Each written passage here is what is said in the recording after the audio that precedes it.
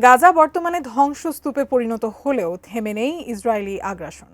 একের পর এক হামলায় ধ্বংস হয়ে গেছে গাজার উর্বর কৃষিজমি, প্রাণ হারিয়েছে হাজারো শিশু। এমনকি ইয়েমেনের হজ যাত্রী বহনকারী বিমানও রক্ষা পায়নি ইসরায়েলি বাহিনীর আঘাত থেকে। ইহুদি এই গোষ্ঠী ভয়াবহ ক্ষেপণাস্ত্র হামলা চালিয়েছে হজ ফ্লাইটেও।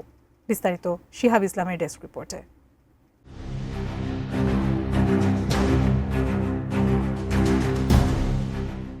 ইয়েমেনের রাজধানী সানার আন্তর্জাতিক বিমানবন্দরে ভয়াবহ ক্ষেপণাস্ত্র হামলা চালিয়েছে ইসরায়েল।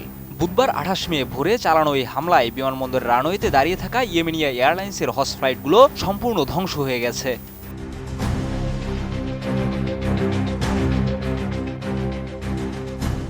হুতি নিয়ন্ত্রিত সম্প্রচার মাধ্যম আল মাসিরা জানিয়েছে, ইসরায়েলি বাহিনী 4টি ক্ষেপণাস্ত্র দিয়ে বিমানবন্দরে হামলা চালায়।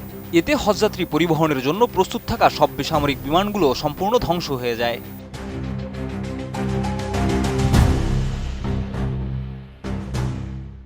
সানা আন্তর্জাতিক বিমানবন্দরের মহাপরিচালক খালেদ আল সাইফ সামাজিক যোগাযোগ মাধ্যম এক্স অর্থাৎ সাবেক টুইটারে এক পোস্টে নিশ্চিত করেছেন যে হামলায় হজ ফ্লাইটগুলো পুরোপুরি ধ্বংসপ্রাপ্ত হয়েছে। ফলে চলতি বছর হজে যাওয়ার পরিকল্পনায় থাকা অসংখ্য ইয়েমেনি নাগরিক পড়েছেন চরম বিপাকে। RICL TMX, যুগের পর যুগ স্থাপনা থাকে মজবুত। ইসরায়েলি প্রতিরক্ষা মন্ত্রী ইউয়াব গ্যালান্ট দাবি করেছেন, আমরা হুতিদের অবস্থানে নির্ভুল হামলা চালিয়েছি এবং শেষ বিমানটিও ধ্বংস করে দিয়েছি।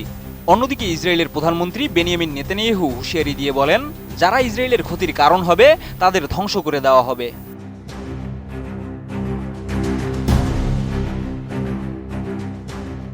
তবে হুতির শীর্ষ নেতা আব্দুল মালিক আল হুতি কড়া প্রতিক্রিয়ায় জানিয়েছেন, বিমানে হামলা চালিয়ে আমাদের হজযাত্রীদের বাধা দেওয়া হয়েছে। এটি ইসরায়েলের আগ্রাসনের একটি নতুন উদাহরণ। তবে আমাদের ফিলিস্তিনি জনগণের প্রতি সমর্থন কখনো দমে যাবে না। সৃষ্টিকর্তার ইচ্ছায় শত্রুদের এই প্রচেষ্টাও ব্যর্থ হবে।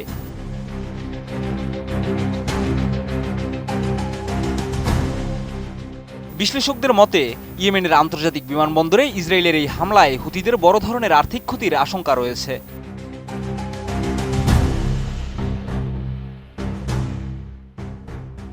উল্লেখ্য, গাজায় ফিলিস্তিনিদের বিরুদ্ধে চলমান আগ্রাসনের প্রতিবাদে হুতিরাও বিভিন্ন সময় ইসরায়েলকে লক্ষ্য করে হামলা চালিয়েছে। কিন্তু চলতি বছরে ইয়েমেনের বিভিন্ন গুরুত্বপূর্ণ স্থাপনায় একের পর এক হামলা চালিয়েছে ইসরায়েলও।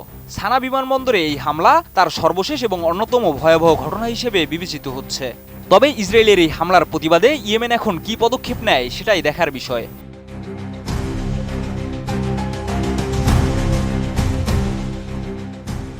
শিহাব ইসলাম, ATN নিউজ।